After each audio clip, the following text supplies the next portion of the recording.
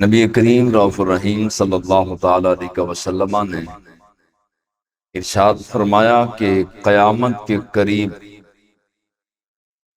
کافر تم پر اس طرح سے چڑھ دوڑیں گے جس طرح چند بھوکے دسترخوان پر ٹوٹ پڑتے ہیں، کافر تم پہ ٹوٹ پڑیں گے۔ صحابہ کرام بارگاہ رسالت مآب صلی اللہ علیہ وسلم میں عرض کرتے ہیں، یا رسول اللہ صلی اللہ علیہ وسلم، کیا ہم عددی اعتبار سے کم ہوں گے؟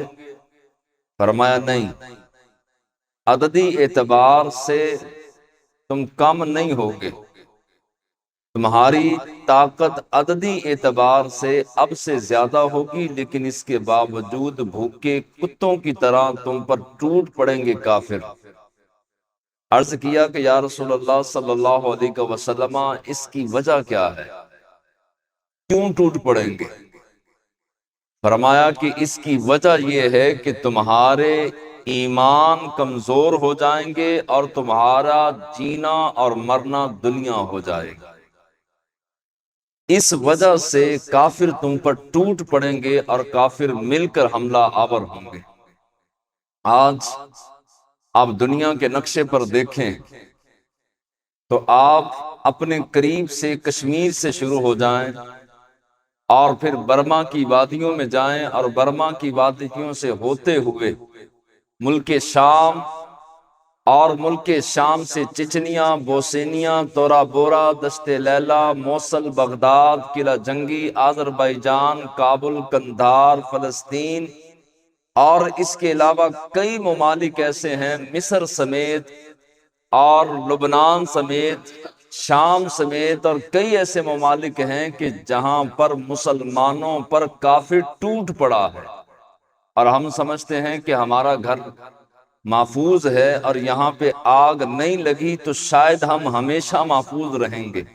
یاد رکھیے کہ آج ہم نے چیخو پکار نہ کی، آج ہم نے مسلمانوں کا احساس نہ کیا، اور آج اگر ہم اسلام کے لیے نہ اٹھے، مسلمانوں کے لیے نہ اٹھے اور اپنا ضمیر نہ جگایا، تو ایک وقت آئے گا کہ انہی ملکوں میں اللہ نہ کرے، خدا نہ خواستہ ہمارا نام بھی آ جائے۔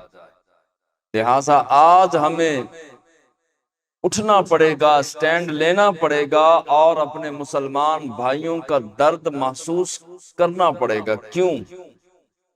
قرآن نے ہر مسلمان کو مسلمان کا بھائی قرار دیا، مسلمان مسلمان کا بھائی ہے، اور قرآن نے ہی جو ہے وہ ہمارا رشتہ بنایا، اور کلمے کی بنیاد پر مسلمان مسلمان کا بھائی ہے۔ نبی کریم علیہ السلام نے فرمایا کہ مسلمان ایک جسم کی مانند ہے، جسم کی طرح ہے، ایک جسم کے حصے کو تکلیف پہنچے تو سارا جسم تڑپتا ہے، سارا جسم بے قرار ہو جاتا ہے، تکلیف ہاتھ میں ہے لیکن بے قرار سارا جسم ہے۔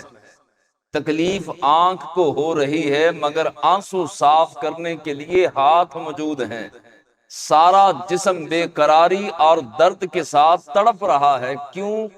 اسی طرح بالکل مسلمان جو ہے جہاں بھی ہو، چاہے وہ فلسطین میں ہو، وہ کشمیر میں ہو، وہ برما میں ہو، وہ شام میں ہو، وہ مصر میں ہو، کہیں بھی مسلمان تکلیف کے اندر ہوگا تو پوری دنیا کا مسلمان تڑپ اٹھے گا اور مسلمانوں کے درد کو اپنا درد سمجھے گا اور مسلمانوں کی تکلیف کو اپنی تکلیف سمجھے گا۔ اقبال علیہ رحمہ فرماتے ہیں کہ زوال بندہ مومن کا بے زری سے نہیں، زوال کا سبب دین سے دوری ہے۔ زوال کا سبب یہ ہے کہ انسان نے قرآن کو اہمیت دینا چھوڑ دی، زوال کا سبب یہ ہے کہ ہمارے سے سجدوں کا نور چھین لیا گیا، ہمارے زوال کا سبب یہ ہے کہ ہم نے والدین کی قدر کرنا چھوڑ دی، ہمارے زوال کا سبب یہ ہے کہ ہم نے چند سکوں کو، پیسوں کو، روپیوں کو اپنی زندگی کا مقصد حیات سمجھ لیا۔ آج جو پوری دنیا میں ہم پر زوال آیا ہے، اس کی وجہ یہ ہے کہ ہم نے اسلام کو پیچھے اور دنیا کو آگے رکھ لیا۔ آپ اپنا کردار دیکھیں تو ہمیں اپنے زوال کی کہانی سمجھ آ جائے گی کہ ہمارے زوال کی وجہ کیا ہے۔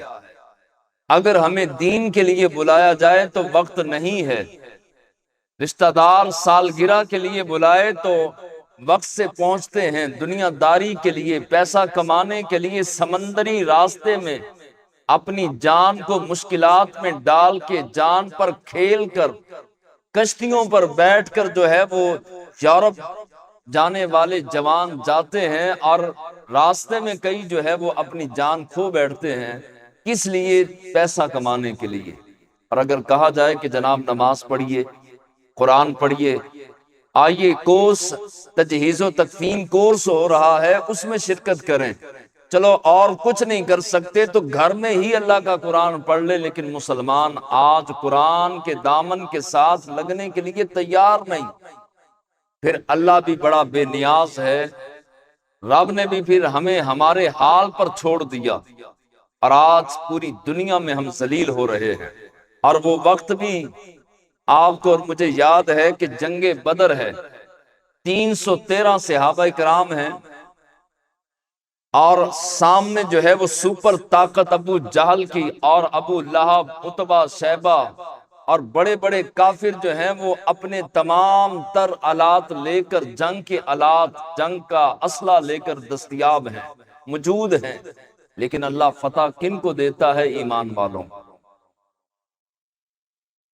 جسم پر چیتھڑے پہنے ہیں اور کھانے کے لیے نہ کھجوریں ہیں، نہ کھانا ہے، اور نہ ہی کوئی آلات ہیں ایسے جن کے ساتھ جنگ لڑی جا سکے۔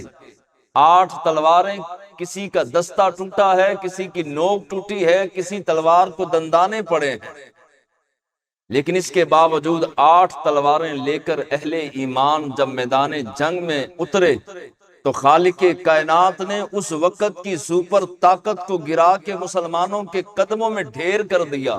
وجہ کیا تھی؟ اہل ایمان قرآن کے ساتھ جڑے ہوئے تھے، اہل ایمان صاحب قرآن کے ساتھ جڑے ہوئے تھے، اور اہل اسلام، اہل ایمان اسلام کی قدردانی کرنے والے تھے۔ ہم نے تو اپنے گھروں سے اسلام کو رخصت کر دیا۔